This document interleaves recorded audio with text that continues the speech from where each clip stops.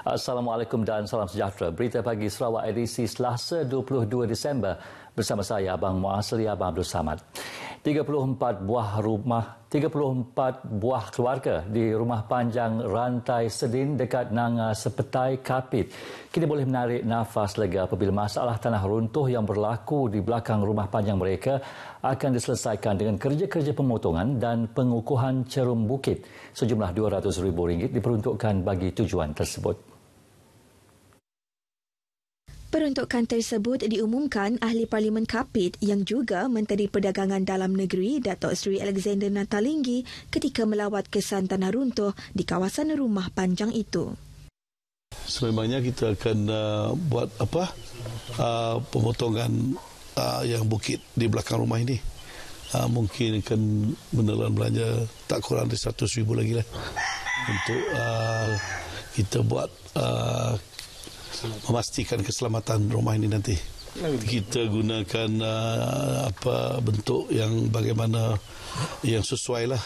Kita akan berhubung dengan pihak teknikal, itu mungkin JKR boleh membantu bagaimana kita nak buat bentuknya nanti. Datuk Alexander berkata Jabatan Kerja Raya diminta menyediakan laporan dan kajian teknikal bagi mengenal pasti tahap keselamatan bukit di belakang rumah panjang itu, seterusnya merancang kerja-kerja pemotongan cerun. Sementara itu, Tuai Rumah Rantai Sedin meluahkan perasaan leganya dengan pengumuman projek berkenaan. Ini kerana kejadian tanah runtuh itu telah menyebabkan penduduk di rumah panjang itu diselubungi perasaan bimbang mengenangkan keselamatan harta benda dan nyawa mereka. Sekali hujan balat busen tengku juah tu runtuh keterubahnya ngebal ke dinding. Udahnya ambil udahnya runtuh baru 2 kali runtuh ketiga ya nyak lah sama kemarin. Dalam lawatan tersebut, Datuk Seri Alexander turut mengumumkan dana tambahan RM68,000 untuk penghuni rumah itu menambah baik rumah mereka. Turut disalurkan dana berjumlah RM5,000 untuk Biro Wanita rumah panjang tersebut. Penurunan ketara jumlah kemalangan maut di bahagian Serian tahun ini perlu dikekalkan selepas berakhirnya pandemik COVID-19 kelak. Menurut Menteri Pendidikan, Sains dan Penyelidikan Teknologi, Dato' Amar Michael Manyin Jawong, penurunan drastik 43.7% iaitu 18 berbanding 32 bagi tempoh sama tahun lalu disebabkan oleh pergerakan terhad ekoran pandemik COVID-19. Datuk Amar Michael Manyin berharap tempoh pandemik ini memberi kesedaran bahawa keselamatan jalan raya juga dapat dipertingkat dan bukan hanya menerusi kempen keselamatan pada musim perayaan.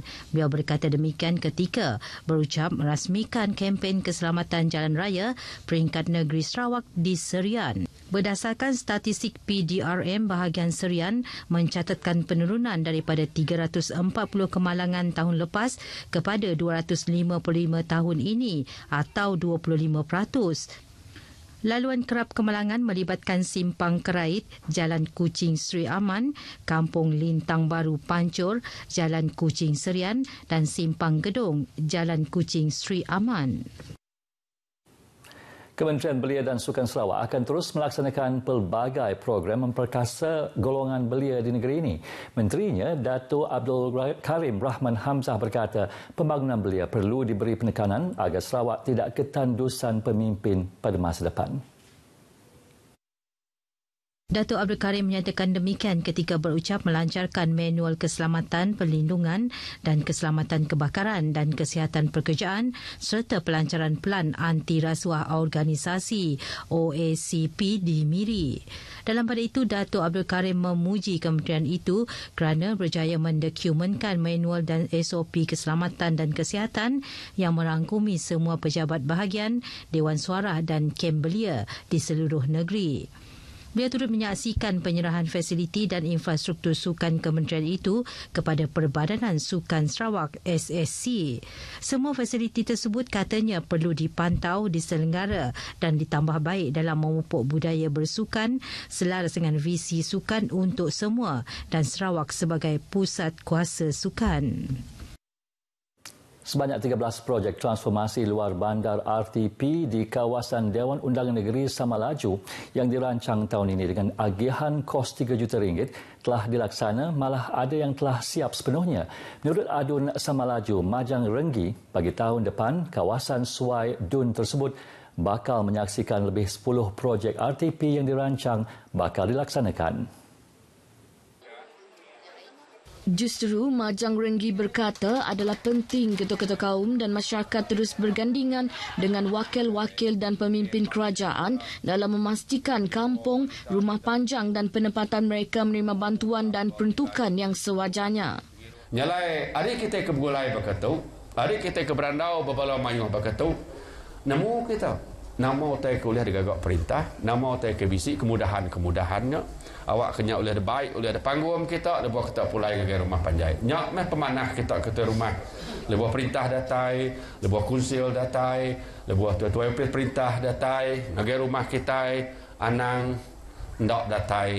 Awak kita sama nemu berita, awak kena oleh ada baik, oleh ada temu rakyat kita. Beliau berucap pada Majlis Perasmian Padang Futsal dan Sambutan Pra-Christmas 2020 di Rumah Beranyai Tinting Mawang Sungai Sebatos Suai. Sementara itu, pengurusi Persatuan Tuai Rumah Kawasan Samalaju, Suai Daerah Subis, Tuai Rumah Beranyai Siang berkata, sejak di bawah pentadbiran gabungan Parti Sarawak GPS, pelbagai bentuk projek pembangunan mula dirasai dan dinikmati penduduk di kawasan tersebut. Jauh amat beza ke kami tu. Dalam kandang 4 tahun tu, labak aku segenap kami ke Batang Suai ke dipegai Semelaju tu. Nang bisik megang projek diberi YB Tuan Majang tu. 15 tahunnya kami nadai pemansang bola batu sigi pun nadai kami nadai boleh. Tang Datuk kami sudah pegai YB Majang, puji Tuhan. Puji Tuhan Maman. YB Majang cukup mana mau kami semua jalai digagak ya pemansang di rumah panjai diberi nadai ditinggal Melayu Iban rumah panjai pandak semua dibagi ke Magang. Peruntukan melalui Gran Projek Kecil Luar Bandar MRP merupakan usaha berterusan kerajaan untuk membantu membangunkan komuniti di Sarawak. Ahli Dewan Undangan Negeri Telang Usan, Dennis Ngau berkata, tidak dinafikan bahawa kos penyelenggaraan kampung sememangnya tinggi, namun para penerima peruntukan harus bijak berancang untuk memanfaatkan dana berkenaan. Justru, Dennis Ngau berharap penerima peruntukan MRP dapat menguruskan sumbangan dengan baik demi pembangunan komuniti di kampung masing-masing.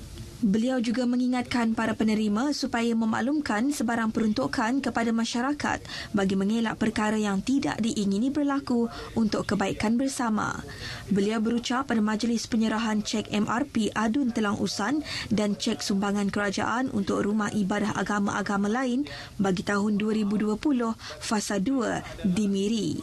Sebanyak 36 cek diserahkan kepada gereja, persatuan dan jawatan kuasa keselamatan kampung yang terlibat.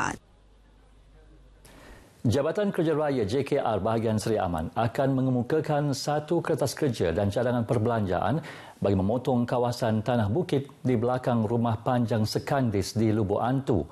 Cadangan itu hasil tinjauan pihak JKR bersama beberapa agensi ke rumah panjang Sekandis yang terjejas akibat runtuhan tanah yang berlaku Khamis lepas.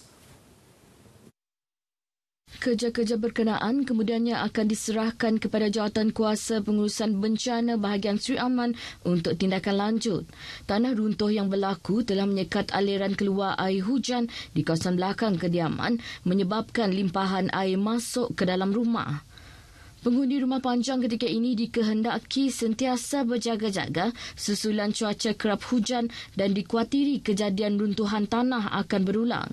Setakat ini, keadaan masih selamat dan tiada pemindahan dibuat bagi penghuni terbabit. Tiada kes positif baru COVID-19 dikesan di Sarawak semalam. Jabatan Kuasa Pengurusan Bencana Negeri JPBN dalam kenyataan hariannya berkata, ini menjadikan keseluruhan kes positif COVID-19 di Sarawak kekal 1,090. Sementara itu, terdapat 3 kes baharu yang telah pulih dan dibenarkan discharge. 2 kes dibenarkan discharge dari Hospital Umum Sarawak dan 1 kes dari Hospital Bintulu. Selain itu, terdapat 21 pesakit bawah siasatan PUI yang baru dilaporkan semalam dan tiada PUI menunggu keputusan ujian makmal. JPBN turut memaklumkan daerah Serian bertukar status dari kuning kepada hijau setelah tiada kes jangkitan tempatan dilaporkan dalam tempoh 14 hari yang lepas. Daerah Sibu dan Kuching kekal berstatus kuning dengan jumlah keseluruhan 3 kes jangkitan tempatan dilaporkan dalam tempoh 14 hari yang lepas, iaitu di Sibu 2 dan Kuching 1. Manakala 36 buah daerah lain kekal berstatus hijau. Di Kuching, seorang wanita nyaris maut selepas kereta yang dipandunya hampir terjunam dari jejambat setinggi 10 meter petang semalam. Bangsa berumur dalam lingkungan 20 tahun itu dipercayai hilang kawalan sebelum merempuh penghadang besi jejambat Satok dalam kejadian pukul 2 petang semalam. Menurut Komander Operasi dari Balai Bomba dan Penyelamat Padungan Fauzi Alwi, mangsa bagaimanapun dikeluarkan dengan selamat tanpa sebarang kecederaan. Insiden itu telah mengakibatkan kesesakan lalu lintas sehingga 5 km dari arah Petrajaya menuju ke pusat bandar. Ditemui RTM di lokasi, Fauzi berkata anggota bomba mengambil masa hampir 2 jam untuk menarik keluar kenderaan yang tersangkut itu. Sekian berita pagi Sarawak hari ini. Saudara, jangan lupa untuk terus patuh SOP, pakai pelitup separuh muka ketika berada di luar, jaga penjarakan fizikal dan kerap mencuci tangan. Kita jaga kita. Dengan itu saya Abang Muaz di Abang Bersamad. Sehingga berjumpa lagi. Assalamualaikum.